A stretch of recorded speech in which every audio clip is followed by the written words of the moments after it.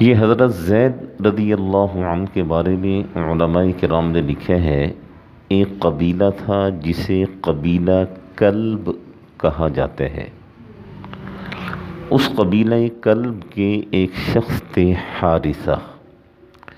یہ حضرت زید رضی اللہ عنہ ان کے بیٹے تھے، یعنی ان کے باپ کا نام حارثہ تھا، اور ان کی والدہ کا نام سعدہ بنت ثعلبہ۔ سعدہ ان کی والدہ محترمہ کا نام تھا۔ جب ان کی عمر 8 سال کی تھی تو ان کی والدہ انہیں لے کر اپنے میکے اپنے ماں باپ کے گھر گئی، اور وہاں ایک قبیلے نے چڑھائی کی، اور چڑھائی کرنے کے بعد اس قبیلے نے جن لوگوں کو گرفتار کیا ان میں حضرت زید رضی اللہ عنہ بھی تھے۔ اور اس قبیلے کے لوگوں نے ایک میلہ لگا کرتا تھا جسے عکاظ کا میلہ کہا جاتا تھا۔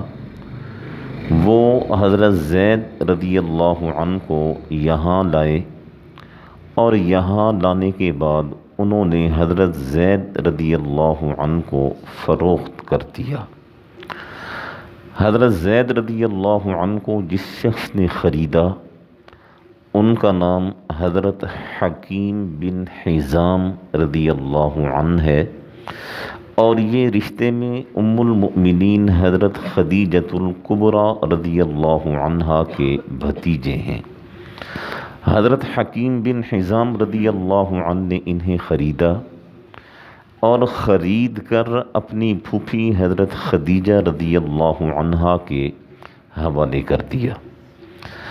حضرت خدیجہ رضی اللہ عنہا کے پاس جب یہ آئے تو آپ صلی اللہ علیہ وسلم کا نکاح حضرت خدیجہ رضی اللہ عنہا سے ہوا، تو آپ صلی اللہ علیہ وسلم کو حضرت زید رضی اللہ عنہ کے عادات بڑی اچھی لگیں، ان کے اٹھنے بیٹھنے کا انداز، ان کے چلنے کا انداز، ان کے بولنے کا انداز آپ صلی اللہ علیہ وسلم کو بہت اچھے معلوم ہوئے۔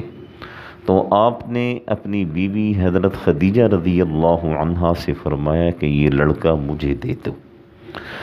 چنانچہ حضرت خدیجہ رضی اللہ عنہا نے حضرت زید رضی اللہ عنہ کو آپ صلی اللہ علیہ وسلم کے حوالے کر دیا، اور آپ صلی اللہ علیہ وسلم نے ان کی تربیت فرمانا شروع کی۔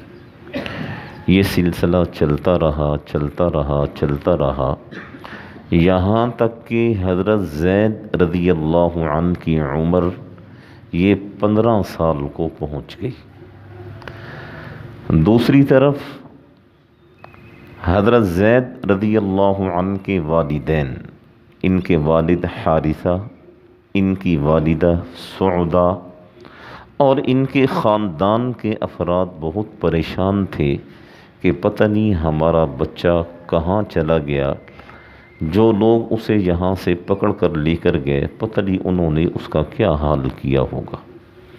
معلوم کرتے ماں باپ کو یہ خبر ملی کہ آپ کا بچہ مکہ مکرمہ میں ہے اور فلاں شخص کے پاس ہے۔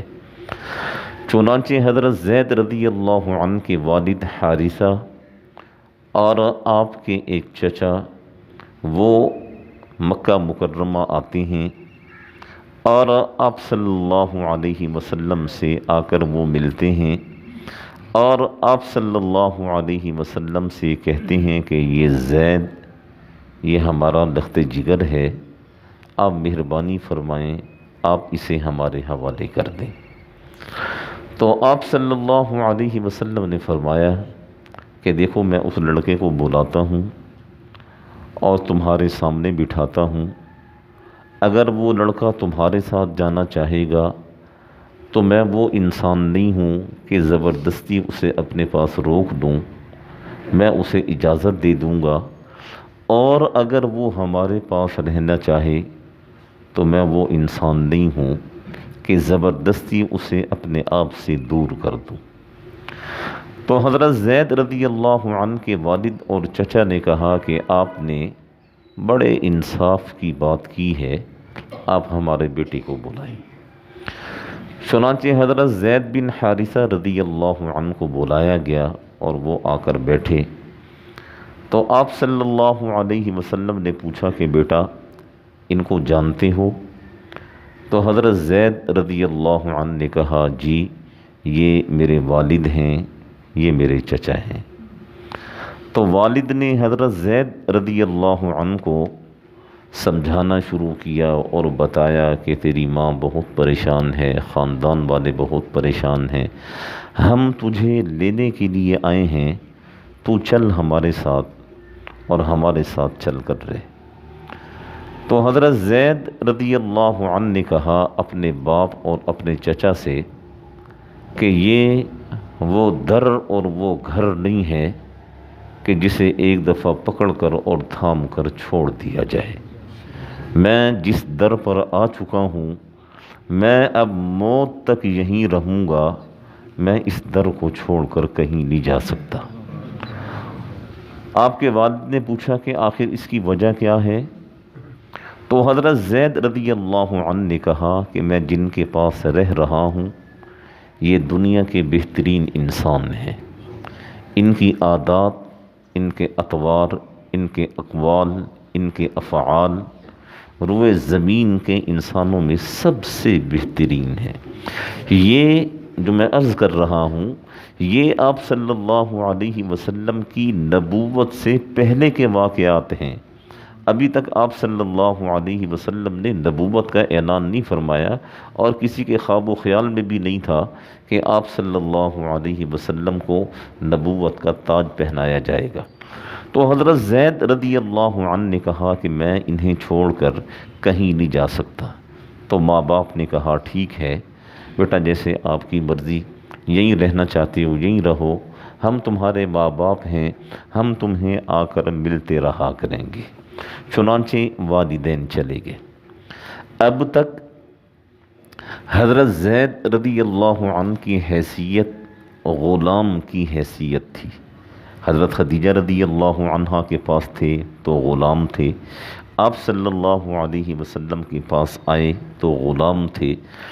آپ صلی اللہ علیہ وسلم نے جب اس 15 سالہ لڑکے کا یہ جذبہ دیکھا کہ وہ کسی بھی لحاظ سے آپ کو چھوڑنے کے لیے تیار نہیں ہے، تو اس لڑکے کے والدین کے جانے کے بعد آپ صلی اللہ علیہ وسلم نے ان کا ہاتھ پکڑا اور انہیں حرم کے اندر لے کر آئے۔ بیت اللہ شریف کے اطراف میں جو جگہ ہے جہاں طواف کیا جاتا ہے اسے حرم کہا جاتا ہے، اور اس زمانے میں ہوتا یہ تھا کہ یہ حرم کا جو مطاف ہے جہاں طواف کیا جاتا ہے، یہاں مشرکین مکہ اپنی ڈیرے بنا کر بیٹھے ہوتے تھے، سردار تھے ساری، کسی نے وہاں اپنی جگہ بنائی ہوئی ہے، کسی نے اس جگہ، کسی نے اس جگہ، کسی نے اس جگہ، تو مکہ کے سردار یہاں بیٹھا کرتے تھے۔ تو آپ صلی اللہ علیہ وسلم تشریف لائے اور آپ صلی اللہ علیہ وسلم نے بلند آواز سے فرمایا کہ لوگوں سنو، زید کو میں غلامی سے آزاد کر رہا ہوں، زید کو میں غلامی سے آزاد کر رہا ہوں، زید کو میں غلامی سے آزاد کر رہا ہوں۔ آج کے بعد یہ غلام نہیں ہوگا، آج کے بعد یہ میرا بیٹا ہے، یہ زید بن حارثہ نہیں ہے، یہ زید بن محمد کہلائے گا۔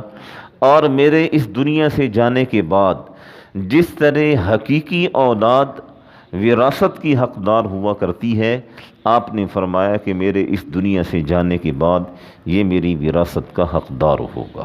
یہ اس زمانے کی بات ہے کہ ابھی تک نبوت عطا نہیں ہوئی تھی۔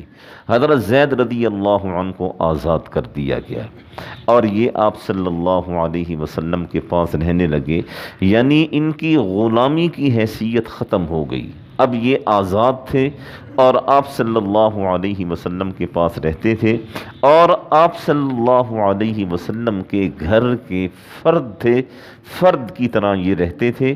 اما عائشہ رضی اللہ عنہا فرماتی ہیں کہ آپ صلی اللہ علیہ وسلم جب کوئی لشکر روانہ فرمایا کرتے تھے تو یہ حضرت زید رضی اللہ عنہ اگر اس لشکر میں ہوتے تھے تو آپ صلی اللہ علیہ وسلم انہیں اس لشکر کا امیر بنایا کرتے تھے۔ اور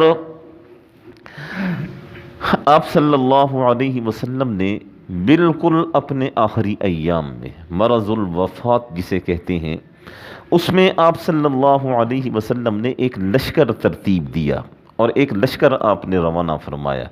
تو اس لشکر کا سردار آپ صلی اللہ علیہ وسلم نے جس نوجوان لڑکے کو بنایا ان کا نام حضرت اسامہ رضی اللہ عنہ تھا، اور وہ حضرت اسامہ رضی اللہ عنہ وہ حضرت زید رضی اللہ عنہ کے بیٹے تھے۔